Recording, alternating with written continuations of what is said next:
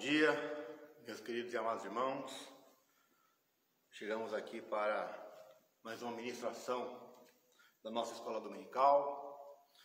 Hoje estaremos tratando do Salmo de número 42. Mas antes mesmo da leitura do Salmo, eu convido você a fazer uma oração comigo nesta aula, para que Deus venha abrir o nosso coração, para que Ele venha tratar em nosso interior, transformar a nossa vida, para que através da palavra dEle penetrando em nós, pela influência do Seu Espírito Santo, nós possamos verdadeiramente sermos transformados à imagem e semelhança de Cristo a cada vez mais. Amém? Vamos orar. Pai querido, Pai celestial, em nome de Jesus, te louvamos, te agradecemos neste momento, ó Pai, te ensino, Senhor. Momento, meu Deus, que buscamos aprender a Tua palavra, termos entendimento, termos conhecimento, mas aquele conhecimento que não é temporário, que não é passageiro, o conhecimento eterno, Pai. Aquele conhecimento que nos conduz à vida eterna, aquele conhecimento que nos conduz a uma vida de santidade, uma vida reta, uma vida que te agrada, Pai. Nos transforma, Pai, nos filhos que o Senhor espera de nós, meu Deus. Nos transforma a imagem e semelhança do Teu Filho. Ô, meu Pai, aquela imagem que foi elaborada no Éden, Pai, mas o pecado veio trazer dano a ela, Senhor. E apenas o autor e o consumador, o Deus que criou os céus, terra e mar, é que tem o poder de transformarmos a Tua imagem, a Tua semelhança. É o que eu peço em nome de Jesus. Amém. Amém, meus queridos. Salmo número 42. Diz assim a palavra do Senhor.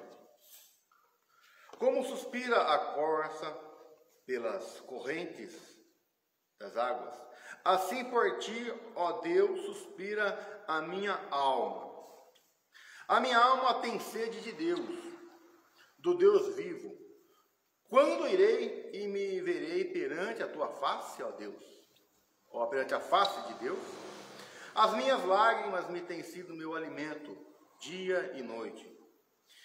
Enquanto me dizem continuamente, o teu Deus, onde está? Verso 4 diz assim, lembro-me destas coisas, e dentro de mim se me derrama a alma, de como passava eu com a multidão de povos, e os guiava em procissão à casa de Deus, entre gritos de alegria e louvor, multidão em festa. Porque está batida a minha alma? Porque te perturbas dentro de mim? Espere em Deus, pois ainda o louvarei, a Ele, meu auxílio e Deus meu. Sinto abatida dentro de mim a minha alma.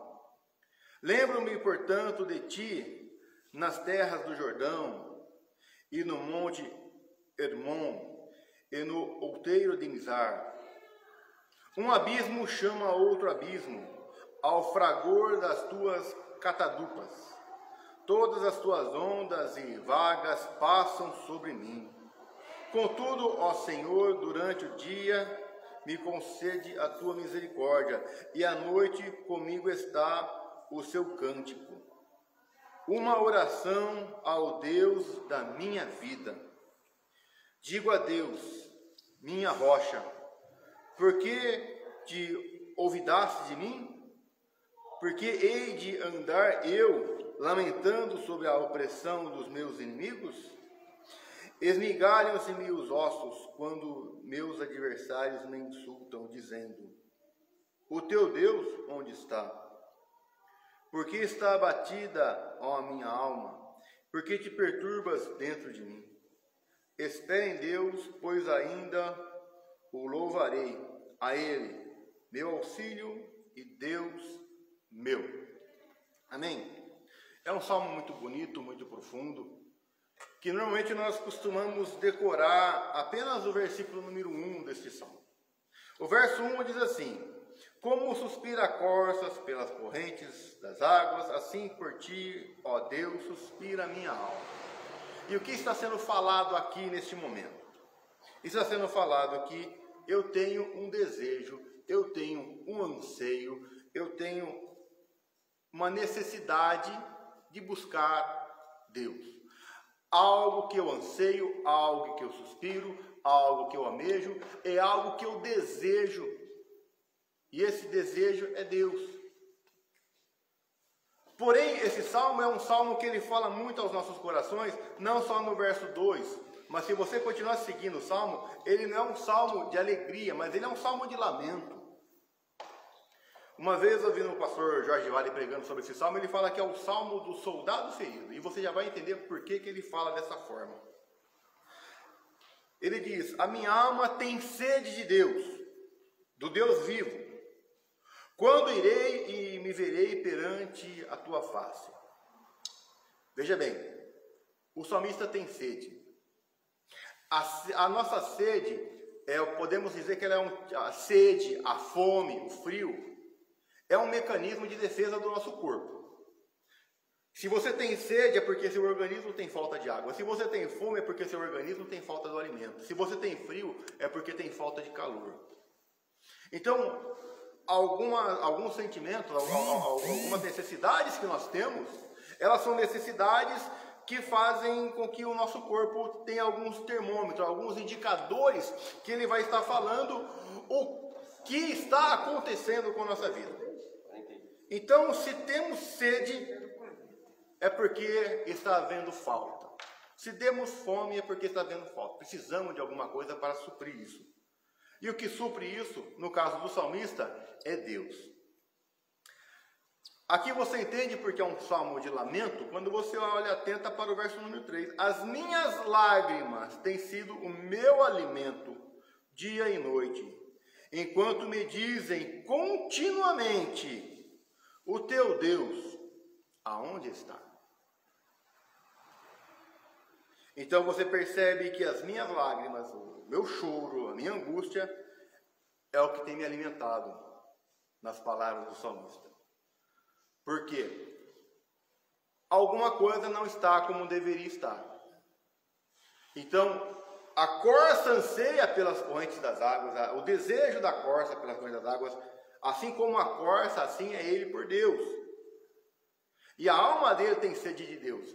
A sede é pela falta da água. O desejo de Deus é pela falta de Deus. Então alguma coisa nesse cenário aconteceu ao salmista que fez ele ter esse momento de lamento. Por que nós dizemos que esse é o salmo do soldado ferido? Pelo verso 4. Lembro-me destas coisas, e dentro de mim se me derrama a alma, de como passava eu com a multidão de povos, e os guiava em procissão à casa de Deus, entre gritos de alegria e louvor, multidão em festa. Ele se lembra dessas coisas. E dentro dele a alma se derrama. O derramar da alma é uma perca de controle emocional que ele acaba tendo. É tristeza. De como eu passava, o verbo está no passado, tanto no português quanto no texto hebraico. Quer dizer que é algo que era feito, mas que hoje já não acontece mais. Então você entende aqui que nós diríamos hoje no nosso evangeliquez, no nosso jargão popular, é um desviado. É um desviado que está tendo a dificuldade do retorno à casa do Pai, do retorno à convivência com a igreja, do retorno à comunhão com irmãos. Ele é uma pessoa que está ferida, um soldado ferido. Lembro dessas coisas de mim, se me derrama a alma, de como eu passava com a multidão e os pobres, e guiava. Você percebe que se ele guiava, ele estava à frente de alguém. Ou seja, ele era um exemplo. Ele se colocava como um exemplo que ele era seguido. Eu os guiava em procissão à casa de Deus. Quando subia ao templo para adorar ao Senhor, ele ia à frente. Ele guiava uma multidão que era eufórica, que gritava de alegria, que gritava, que cantava e dava alegria e louvores a Deus. uma multidão em festa. Ele congregava com o povo que amava a Deus, que festejava. Mas ele não estava fazendo mais isso. E aqui eu queria fazer uma pausa para nós fazermos alguns questionamentos aqui. Um momento meio nostálgico dele, que ele se lembrava de alguma coisa que o trazia alegria e hoje já não traz mais. Não traz mais porque ele não pratica mais aquilo. Muitas vezes na nossa vida nós nos envolvemos com a igreja. Nós ouvimos a palavra de Deus, ela trabalha, ela trata o nosso coração, ela traz o entendimento através da palavra sendo ministrada aos nossos corações. Através da palavra ministrada a nós, há o entendimento, porque junto com a palavra há também a influência do Espírito Santo que nos traz a consciência do pecado. E através dessa consciência do pecado nós entendemos que nós dependemos de Deus. E com isso há todo um trabalhar da nossa conversão, da nossa santificação. E nós então nos tornamos novas criaturas. Mas para uma vida de santidade, para uma vida cristã, há uma necessidade de um esforço quando você sai daquela conduta que você tinha, daquelas práticas que você tinha no mundo, para que você mude de vida e tenha uma novidade de vida, como diz o Paulo em Romanos capítulo 6. Que você morreu para o mundo e você vive agora, você ressuscita agora para uma novidade de vida. A simbologia do batismo é isso, você morre para o mundo e você nasce por uma novidade de vida. Então há uma transformação. Então há um esforço para fazer essa mudança. Só que continua havendo o mesmo esforço para que você mantenha naquela condição. E muitas vezes nós como cristãos, muitas vezes nós tendemos a vacilar em alguns momentos. Se você vacila com os seus cuidados físicos, com a sua alimentação, se você vacila com a sua hidratação, se você vacila com a sua higiene, com a sua limpeza, você vai ter problemas. Não adianta eu escovar o dente 10 vezes na segunda-feira e eu ficar o resto da semana sem escovar o dente. Vai chegar na sexta-feira, ninguém vai aguentar ficar perto de mim. Porque aquele odor que vai sair da minha boca vai ser horrível. Então não adianta eu me esforçar muito no começo e eu relaxar no decorrer da vida. O que eu preciso fazer? Eu preciso ter uma disciplina guiada, respaldada na palavra de Deus, buscada em orientação através da oração, de uma vida de comunhão com Deus, para que eu tenha essa cadência. Aquilo que eu não tinha o costume, eu preciso me disciplinar a fazer sempre. A encontrar na minha vida, e cada um vai ter a sua forma de fazer isso, o seu momento com Deus, você precisa ter isso. Achar o seu momento de dobrar o joelho e orar, achar o seu momento de parar e ler a palavra de Deus, achar o seu momento de cultuar a Deus. Nós precisamos fazer isso, porque ele fazia isso, o salmista nesse salmo, ele fazia, mas ele não faz mais. E se você negligenciar alguns cuidados que você tem que ter na sua vida cristã, a tendência vai ser você suspirar como uma corça. A sua tendência vai ser a sua alma ter sede. Eu peguei o hábito de todo dia de manhã, a hora que eu acordo, antes do meu devocional, eu beber uma quantidade razoável de água, porque fala que faz bem para o estômago, faz bem para um monte de coisa. E eu peguei tudo aquilo e comecei a fazer esse hábito. E quando eu não faço isso, eu não me sinto bem. O quanto de bem vai fazer, ou quanto de mal vai fazer, vai depender muito da minha cadência, da minha vivência nessa prática. Saber que muitas vezes eu não preciso sentir a sede para que eu tome a água, para que eu me sinta hidratado. Quando você começa a ter muita sede, ou porque você comeu alguma coisa muito salgada, ou porque você realmente está há muito tempo sem beber água. Daí vem a sede. Quando vem uma tristeza muito profunda, e muitas vezes a gente não consegue encontrar a causa dessa tristeza. Como diz o salmista, a minha alma tem sede de Deus, Deus vivo. Quando irei e me verei perante a tua face, ó Deus? Ele não está mais na presença do Senhor. E ele sente essa falta. E muitas vezes, quando você negligencia nos cuidados que você tem que ter, desde a sua conversão até a nossa, que nós chamamos de inteira santificação, quando você é cheio do Espírito Santo, você é transformado verdadeiramente, você passa pela conversão, você é genuinamente convertido. Você é genuinamente uma nova criatura, justificado, regenerado, adotado.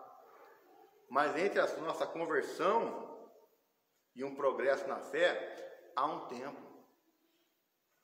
A sua conversão vai mudar a sua vida, a sua consciência da sua perdição para a sua salvação, mas até que você consiga ser uma referência, ser algo verdadeiramente transformado, há todo um progresso, há uma convivência com um grupo de comunhão, com escola dominical, com devocional, com discipulado, com frequência em cultos, um envolvimento com a palavra de Deus para entender o manual do nosso Criador que Ele fez para nós.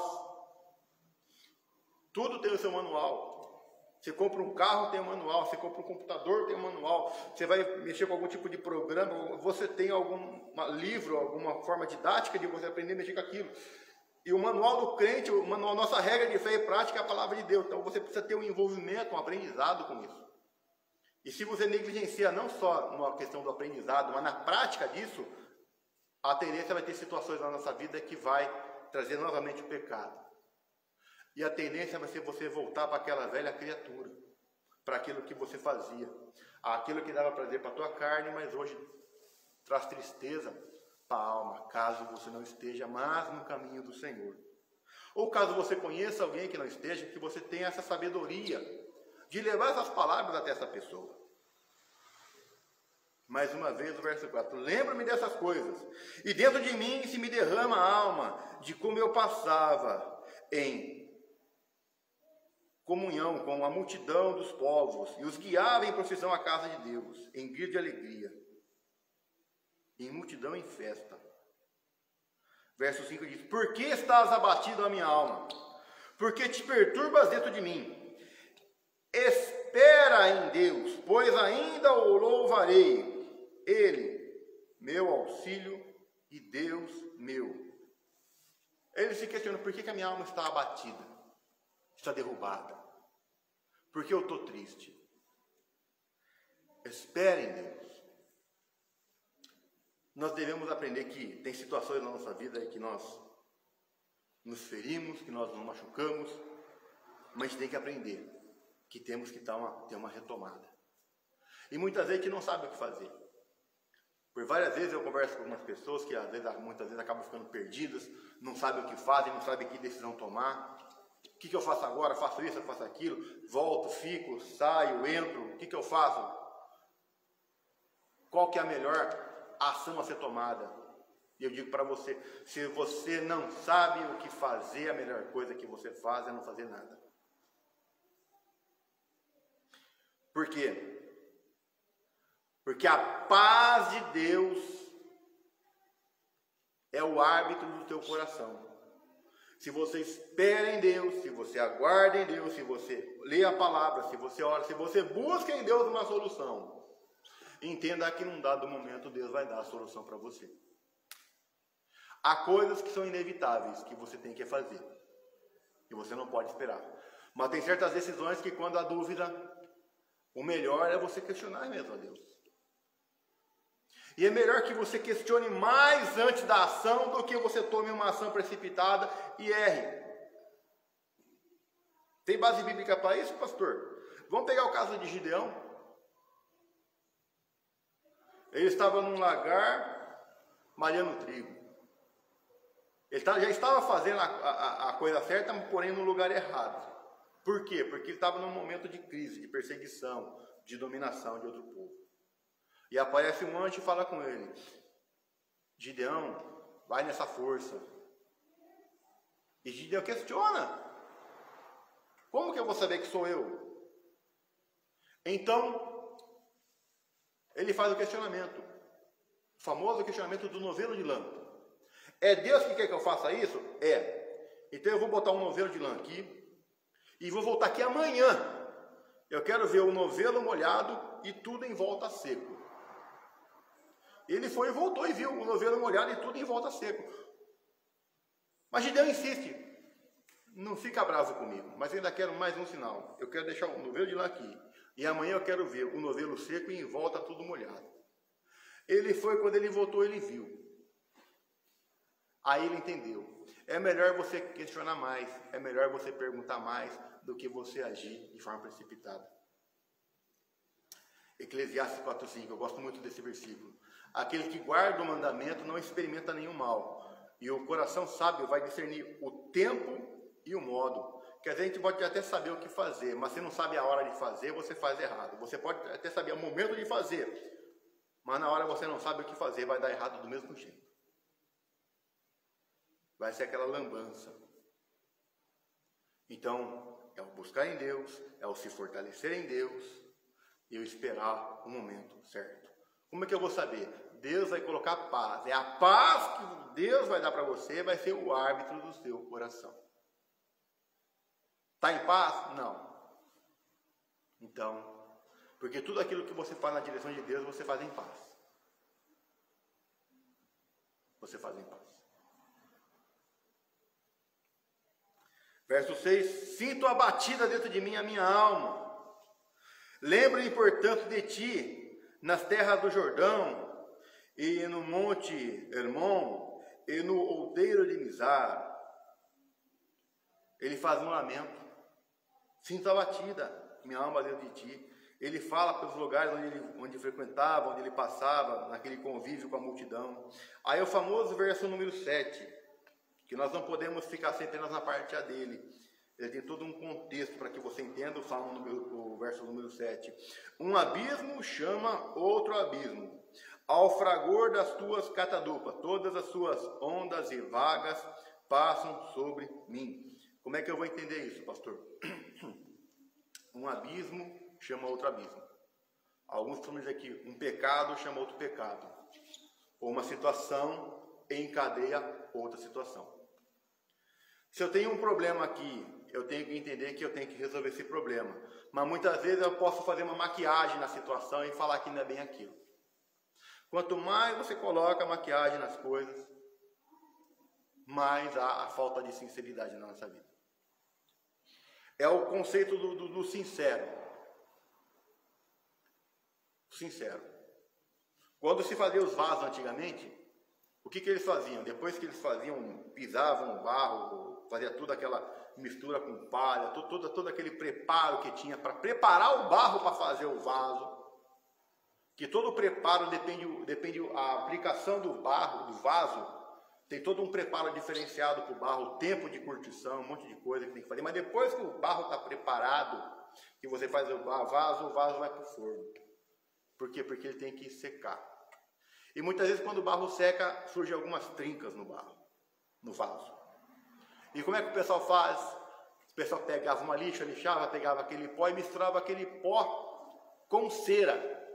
E tampava os rachos do barro, do vaso, com aquele pó e com a cera. Aí quando esse vaso era colocado para vender, os mais experientes falariam, é vaso com cera ou vaso sem cera? É um vaso que tem uma maquiagem ou um vaso que não tem uma maquiagem? É um vaso que tem trincas ou não tem trincas? E o que a pessoa faz? Pega o vaso e coloca no sol. Se está no sol, aquela cera lá vai derreter, aquela cera vai escorrer junto com aquele pó do próprio vaso e vai fazer o quê? Vai gerar o aparecimento da trinca. Então, quando você vai comprar o vaso, você pergunta com cera ou sem cera? Ou seja, isso deu origem à palavra sincero. Você é sincero ou não? Tem cera ou não tem cera? Tem alguma coisa marcando, tampando, camuflando, maquiando você ou não? Então, a primeira coisa que nós devemos aprender, qualquer situação que você esteja enfrentando, a primeira coisa é a nossa sinceridade. É o sim, sim, o não, não. Porque muitas vezes, para resolver uma situação, nós fazemos uma maquiagem e nós tentamos enganar, às vezes, até a nós mesmos. Porque alguns dizem que uma mentira contada várias vezes, muitos vão a ter por verdade. Mas o que é mentira, mesmo que todo mundo esteja falando. A verdade é verdade, mesmo que ninguém esteja falando. Assim como o que é certo, mesmo que ninguém esteja fazendo. O que é errado, mesmo que todo mundo esteja fazendo. Então eu preciso entender que se a situação é essa, eu tenho que tratar com a verdade. E se eu conto uma mentira, para enganar num primeiro momento, eu vou ter que fazer uma mentira maior para enganar num segundo momento, eu vou ter que fazer uma mentira maior para enganar no terceiro momento.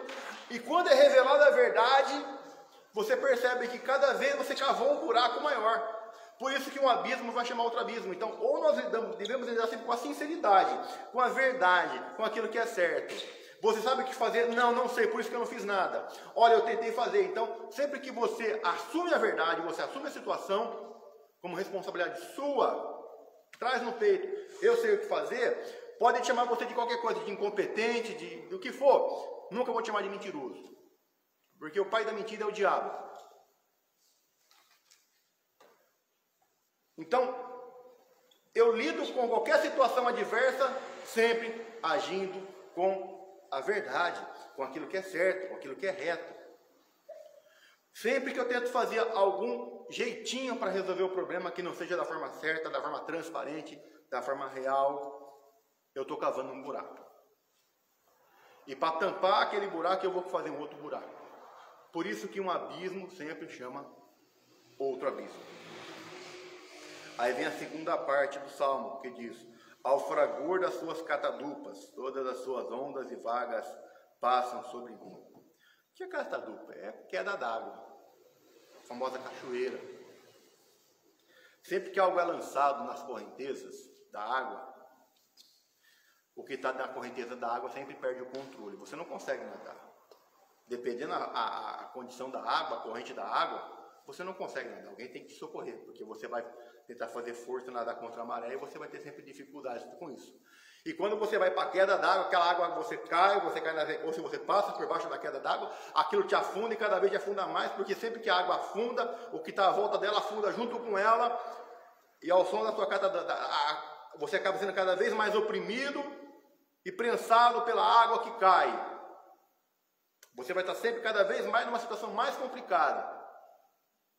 As suas ondas e vargas caem sobre mim, ou seja, você vai ser cada vez mais empurrado, soterrado para baixo.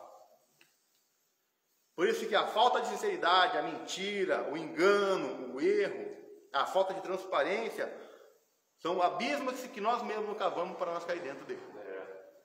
É você mesmo que cava e você mesmo que cai. A gente não pode culpar Deus. Ah, estou revoltado com Deus por conta de... Gente, uma frase que aprendi na psicanálise, mas eu uso muito na vida cristã também, porque ela é muito pertinente. Sempre que eu tenho que reclamar de alguma coisa, eu vou reclamar de alguma coisa. Eu vou reclamar da minha vida financeira. Qual que é o seu problema? Ah, porque Deus não entra com provisão. Qual que é a sua parcela de culpa?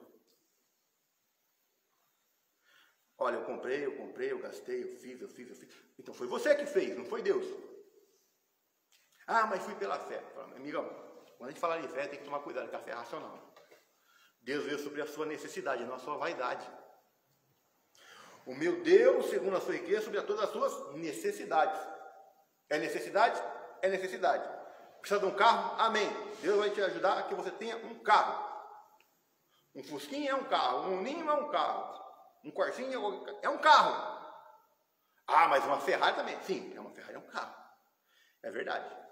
Mas Deus vai suprir a sua necessidade, não a sua vaidade. Ele vai suprir a sua fome. Arroz e feijão, com ovo frito, uma saladinha de tomate, mata a sua fome. Ah, mas eu queria uma pizza. Ele vai suprir a sua necessidade, o que você precisa. Sim. E devemos aprender a guardar em Deus. Por quê? Porque quando eu perco o controle dessas situações aí, eu tento criar uma imagem que eu não tenho e você afunda cada vez mais. E as catadupas, as ondas d'água, cada vez te afunda mais, cada vez. E é você que procurou isso. Não culpa a Deus pelas suas escolhas. Não culpe a Deus pelas suas decisões. O salmista está falando que ele fazia, mas ele cobra a Deus a presença de Deus, porque ele precisa de ajuda, porque ele já sabe que saiu, ele entende que ele não está no caminho. Ele tinha uma prática que hoje não tem mais. O que provocou essa prática? Muitas vezes a nossa própria religiosidade. É verdade. Já por vezes, vi o professor Marco está aqui, me ajuda com isso. Quantas vezes, se tem pessoas que você tem que aconselhar, a pessoa às vezes fica menos tempo na igreja. Ah, mas tem que cultuar, mas meu irmão, você tem uma casa para cuidar. Porque às vezes a pessoa quer fugir do problema de casa e se esconder na igreja. Só que ela está se escondendo na igreja, só que ela está tentando mostrar uma religiosidade que não existe. Por quê? Porque ela tem algo para resolver lá, na casa dela. E muitas vezes a pessoa foge e esconde na igreja. A igreja acaba sendo um reduto. Também se está com uma dificuldade, não estou falando que você não deve procurar a igreja. Mas cuidado para não usar a nossa famosa religiosidade como uma forma de você fugir do problema. Aqui você vai ser guiado, você vai ser orientado, você vai ser cuidado, mas você vai ser orientado. Sempre que você procura um pastor para um aconselhamento, você sempre vai receber o acalento, você vai receber a maternagem, você vai ter um ombro para chorar, ouvidos para te escutar, você vai ter a palavra para te aconselhar e você vai ter a lição de casa para você fazer. Sempre você vai ter lição de casa para fazer. Coisas em nossa vida precisam ser mudadas, transformadas. Porque onde quer que você esteja, é você. Deus está com você na igreja, Deus está com você na sua casa, e você tem que aprender a evitar lugares que você usa muitas vezes apenas para fugir do problema. Eu lembro de um comercial que passava no passado, que o pessoal tinha um problema, andava com um bode. Aí amarrava o bode do lado de fora do bar e entrava no bar e enchia a cara de bebida alcoólica lá. Mas o bode continuava dele. A hora que ele saia do bar, ele tinha que pegar o bode e voltar para casa. Eu vou deixar o problema para fora e vou encher o cara. Mas depois que ele fazia aquilo, ele tinha que pegar o bode e voltar. O problema continua. Você pode achar o meio que você quiser para fugir do problema, mas você continua com o problema. Um abismo chama outro abismo. Cuida do seu bode. Cuida do seu problema. Cuida da sua situação. Resolve ela, age da forma correta, sinceridade, transparência, santidade, retidão para um caminho reto, para um caminho santo. Contudo, o Senhor, durante o dia, me concede a tua misericórdia, e à noite comigo está o seu cântico, uma oração ao Deus da minha vida. Durante o dia, me concede a tua misericórdia. Na quinta-feira eu estava ministrando a palavra aqui do Senhor, eu tive que trazer um paralelo sobre graça e misericórdia, que muita gente não entende. Como essas palavras são intercambiáveis na palavra de Deus. A misericórdia de Deus é quando você não recebe um castigo que merece. A graça de Deus é quando você recebe um benefício que você não merece. A graça você tem o que não merece, e a misericórdia você não tem o que merece. Você não merece a salvação, mas porque Ele te amou, você tem a salvação. Você merece a condenação, mas porque Ele te ama, você tem a salvação. Foi pela misericórdia, você não recebeu a condenação. Uma mulher chegou até Napoleão e pediu clemência pelo filho dela, que estava para ser condenado. Napoleão disse, mas ele é culpado, sim, por isso eu peço misericórdia, porque se ele fosse honesto, eu pediria justiça. São coisas diferentes. E Napoleão ouviu o desejo daquela mulher. Por quê? Porque ela pediu misericórdia. Misericórdia você não recebe um castigo merecido. Por isso que o salmista diz que as misericórdias do Senhor, as misericórdias são a causa de não sermos consumidos. A misericórdia é algo que você não recebe, uma punição que você merece, mas você não recebe. E ele reconhece que ele está vivo, por meio de toda aquela tribulação que ele ainda passa, a situação que ele vive, ainda é a misericórdia de Deus. Por mais adversa que seja, a gente precisa aprender a enxergar, na situação mais conturbada da nossa vida, há a graça, há a misericórdia de Deus se fazendo presente em nossa vida.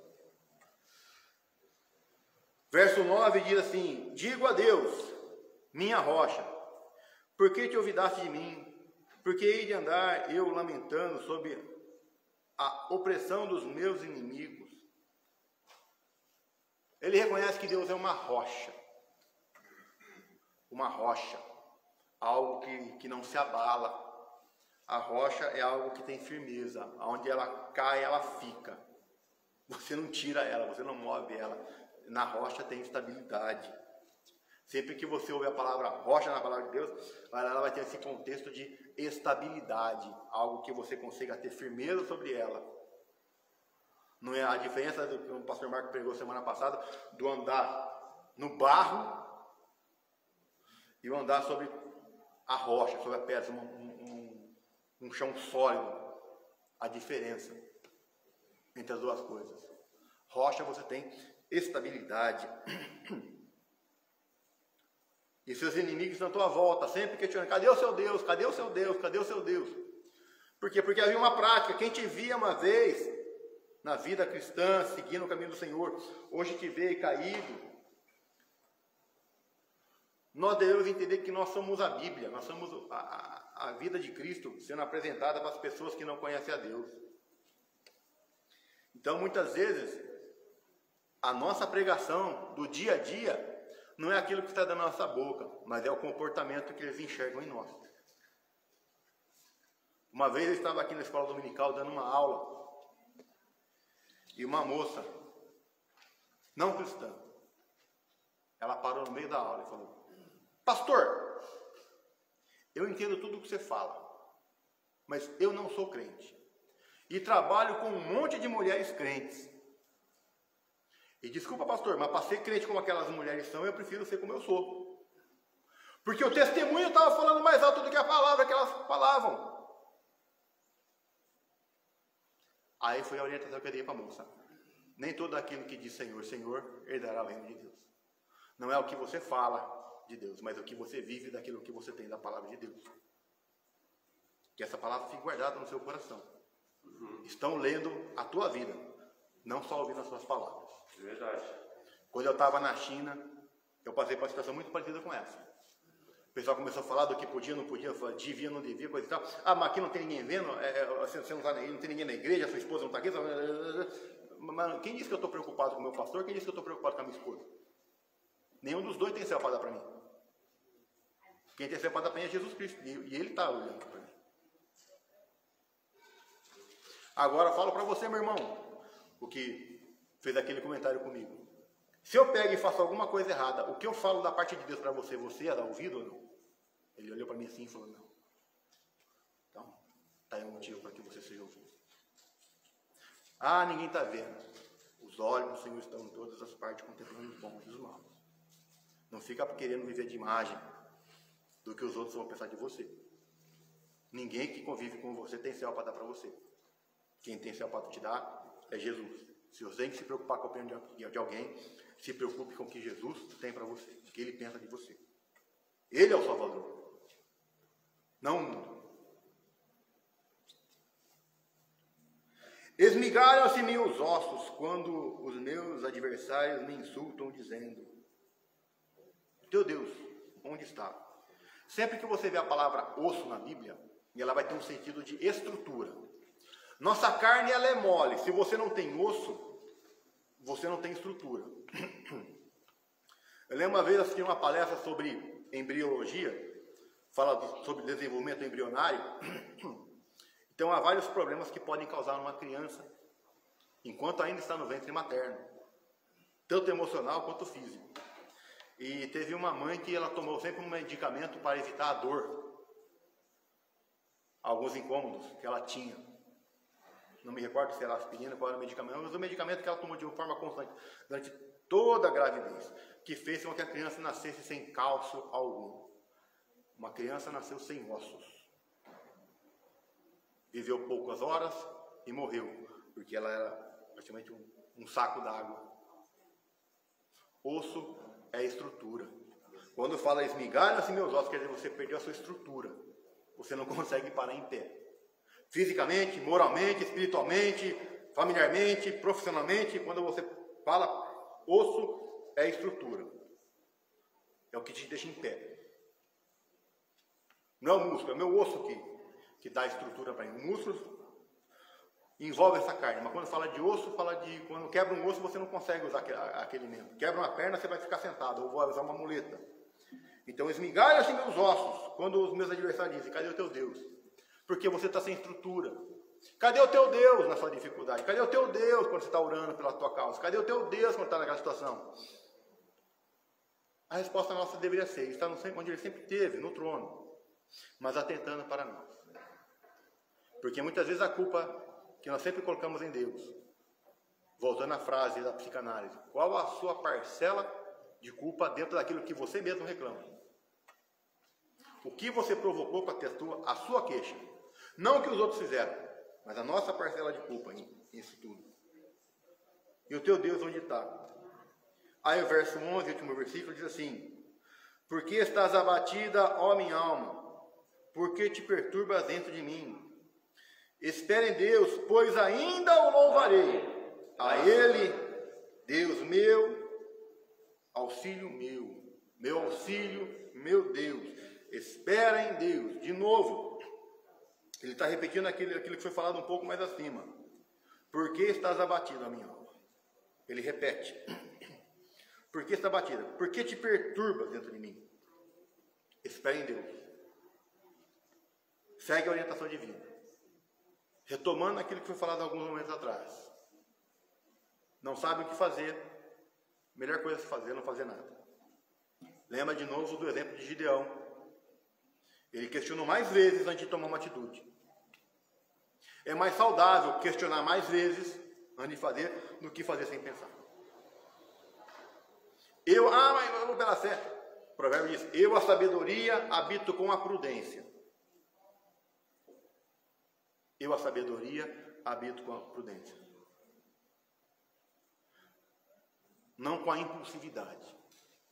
Devemos dominar a nossa emoção e não deixar a nossa emoção nos dominar. Espere em Deus, pois ainda o louvarei. Ele sabe de onde ele veio, do momento em que ele congregou com a multidão. Ele sabe daquilo que Deus fez. Ele sabe aonde ele errou. Ele tem consciência. Mas ele está orando, ele está crendo na misericórdia de Deus. O soldado está ferido. Mas ele sabe que toda ferida tem um processo de cura. Não adianta, toda ferida tem um processo de cura. Moisés morreu. O povo plantou 40 dias. Tem um processo de cura, temos um processo de luto.